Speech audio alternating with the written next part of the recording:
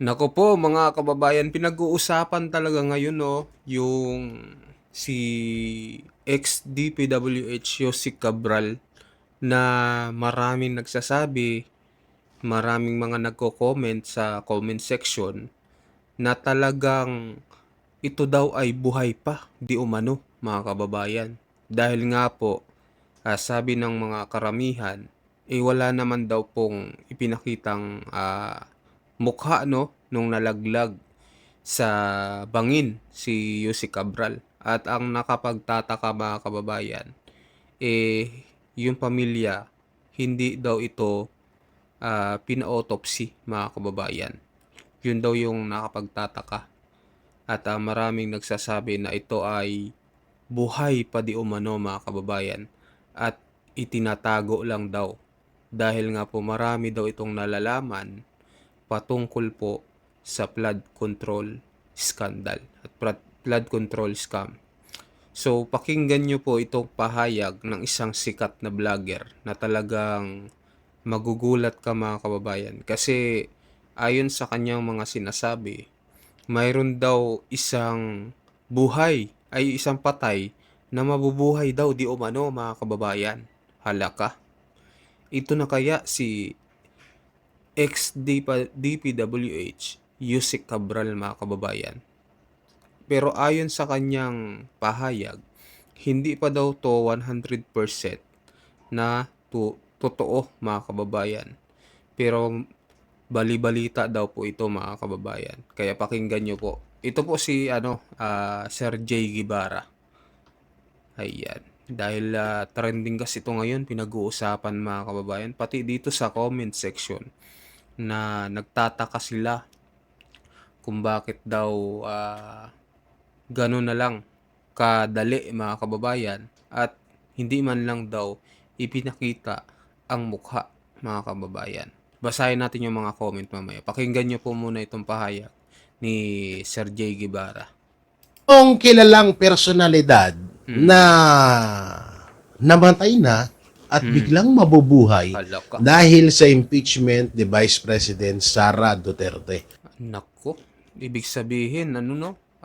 Lalantad? Lalantad kaya to sa impeachment ni BP Sara Duterte? Parang ang labo, no? Parang wala namang connection. Kasi impeachment tapos flood control. Pero siyempre, pakinggan muna natin mga kababayan.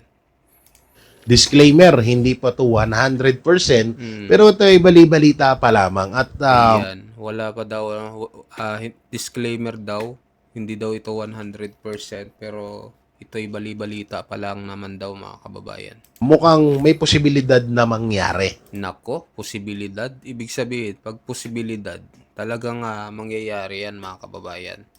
So kaya na mangyayari, medyo weird nga kasi ang sabi-sabi ay kapag na-impeach si BP Sara. Pero para sa akin, siguro ngayon pa nga lang na Pag may impeach pala si BP Sara, bakit bakit hindi ngayon? No? Bakit hindi ngayon ilabas? Bakit kailangan pa ma-impeach si BP Sara? 'Di ba? Nakapagtataka. hindi kasi useless na yun eh. Kung ilalabas mo man lahat ng nalalaman mo at na-impeach na si Vice President Sara Duterte, siguro tawag dito. Ngayon na hindi pa nai-impeach si BP Sara. Oo. Siguro ngayon mo na ilabas 'yan kung ano man yung mga nalalaman mo at siguro naman yung pamilya mo na i-separate o na ano mo na nasa safe ng lugar so hindi ka na matatakot nagipitin pa sila. Maaaring ikaw na lang or kayo nga lang baka yung pagpapanggap mo na ikaw ay namatay baka matuluyan ka, baka tuluyan ka ng mga anti-Duterte. So ito ay bali-balita lamang mga banateros at ibinilag ko to bukas 8:30 AM malalaman nyo kung sino itong taong to. Siguro masyashock lahat ng mga talagang alam mo yun mukhang magugulantang lahat ng mga ng buong Pilipinas, mga OFW. Siguro may mga magko-comment na, sabi ko na nga ba buhay si sabi ko na nga ba, buhay si ganyan Di ba? At ang malapit nito, ang nagtatago sa kanya ngayon or ang nagtatago sa kanya ngayon ay isang politiko din. Isang politiko na ang tanging hangarin ay kaginawaan at kaayusan ng bansang Pilipinas. So sa madaling salita, itong politiko na humahawak sa kanya ngayon ay goods. Goods na goods at hindi tawag dito, hindi siya kontrolado ng mga anti-Duterte. So kaabang-abang to kung sakali man na totoo to, maganda ho no na lumabas siya at para ilabas niya ang mga katotohanan.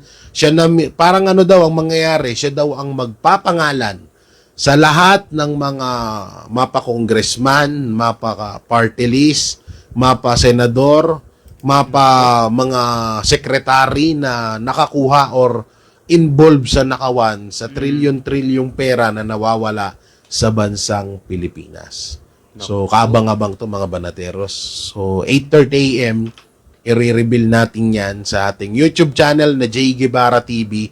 Doon nyo yan panoorin. So, sa tingin nyo mga banateros, sino itong kilalang personalidad na namatay na at biglang mabubuhay? Sino kaya yun mga kababayan? Sino ang namatay lang naman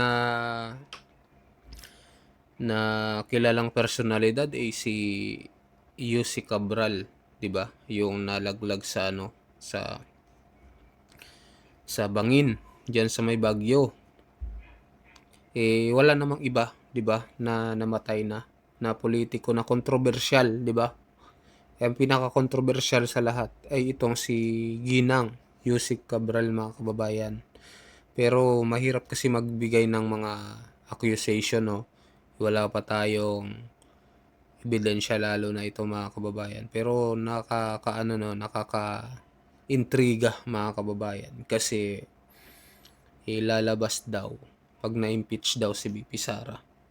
Tapos ang naghahawak daw sa kanya ay isang politiko din daw umano na hindi daw hawak ng gobyerno ni BBM.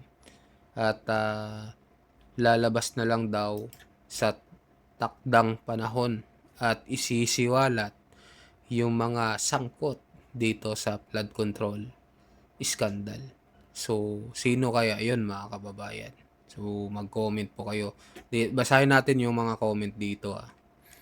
Dito po yan sa channel ni JG Banateros. Sabi dito, si Cabral Jude siguro kay patay daw pero la bangkay. May bangkay pero hindi kasi natin alam kung siya yon kasi hindi naman pinakita po yung mukha at hindi po pina-autopsy mga kababayan. Si Leonidas Balansag, si Cabral Ludes, ayan. Sabi naman ni Daya Jamil, baka si Cabral. Talagang yung mga comment dito, puro Cabral mga kababayan. Carlito Bitog, God is always awake, always in the heart. Ayan. Sabi naman ni Ima Maralit, sana nga lang, sabi daw.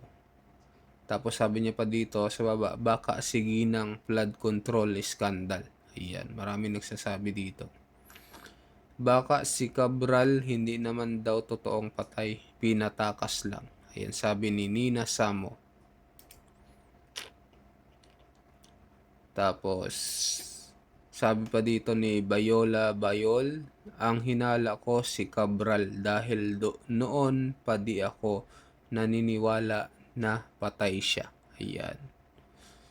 Sabi naman ni Nina Samo, baka si Cabral hindi naman daw totoong patay, pinatakas lang daw. So nabasa na natin kanina. Basahin natin yung mga comment pa. Yari na sila pag si Cabral nga. Ayan, tapos ang laban. Ayan, naku po. Analisa Timbal, Magic Ngane, ayan daw. No? So, Joylan Jin, ayan. Ay wow, si Cabral buhay tas ang nagtago si Kong Lian. Parang ganern ba Jay? Ayun, nako po. Si Lian, possible kaya mga kababayan? Pero malabo siguro. Pero hindi lang natin alam mga kababayan, no? Malay natin. Pero wala pa tayo ebidensya. Malalaman na lang natin yan sa takdang panahon. Daming mga no? daming mga controversial dito sa social media na talagang hindi matatago mga kababayan. Talagang lalabas din yan, no, sa takdang panahon. So sabi pa dito ni Tony Boy Benignos, sino ba talaga si Cabral? Ayan, si Cabral daw. Sabi pa dito ni Titing Pinakamalupit, ang tanong kung sino yung hinulog doon sa creek. Hala ka, sino kaya? Ayan, si Gigi Hawkins, si Cabral magbabalik. Ha ha ha. Ayan, tayo nagbabasa lang ng mga comment mga kababayan na.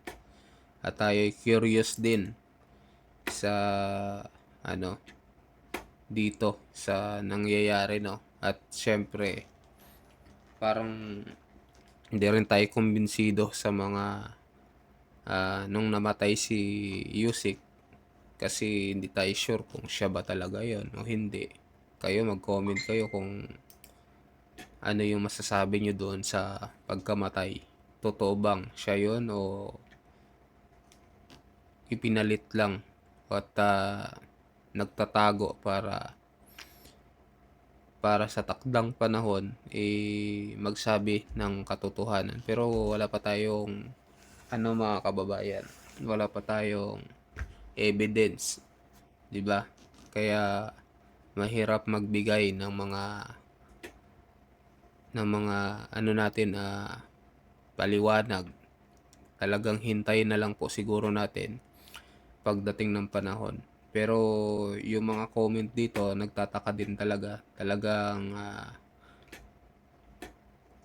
sila kumbinsido yung iba na buhay pa nga daw itong si Yusik Cabral mga kababayan. So mag-comment po kayo, ano masasabi nyo dito mga kababayan. So ngayon naman pag-usapan po natin itong pahayag ni Banat Bay, no? Itong pahayag niya na kaya pala daw kinulong si Senator Marcoleta. So pakinggan nyo po. Alam na natin kung bakit si Marcoleta kinulong. Imagine niyo isa si Marcoleta sa maggigisa dito sa witness nitong prosecution. Naku po! Sigurado kung matatay talaga yung mga witness diyan. Kay Cayetano at saka kay Senator Amy pa lang, nga na sila Paano pa pag si Marcoleta, di ba? Sigurado ako matatay siya sa upuan niya.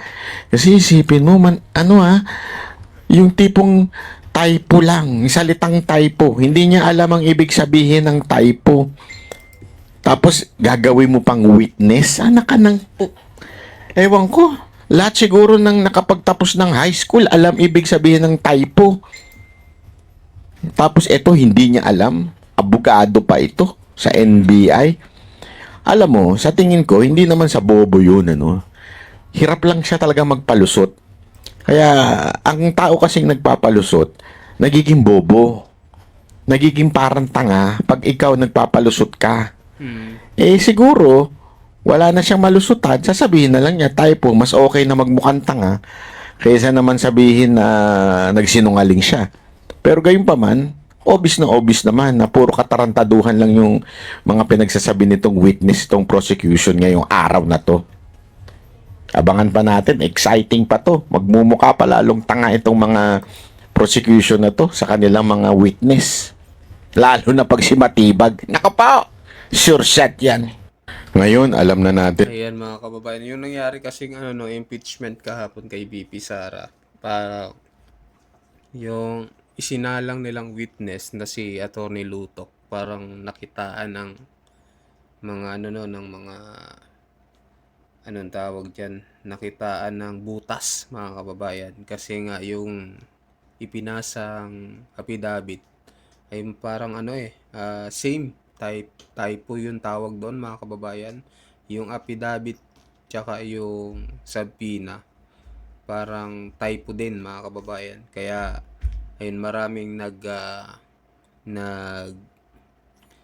nag-akusa sa kanya, pati si Senator Amy, si Senator Alan Cayetano ay nakitaan siya ng butas at talagang sinabon siya kahapon talagang binalatan mga kababayan itong si Attorney Lutok, no, sa kanyang mga pahayag. Kaya talagang panalo kahapon, sa akin palagay lang, panalo kahapon yung defense team mga kababayan. Kasi talagang binusisi nila ng maayos yung mga yung pinasang ebidensya ni Attorney Lutok mga kababayan. So mag-comment po kayo na masasabi nyo dito mga kababayan. Hanggang dito na lang po. At sa mga bagong pasok po dyan, huwag nyo pong kalimutan mag-subscribe sa ating YouTube channel. Maraming salamat po sa inyong lahat.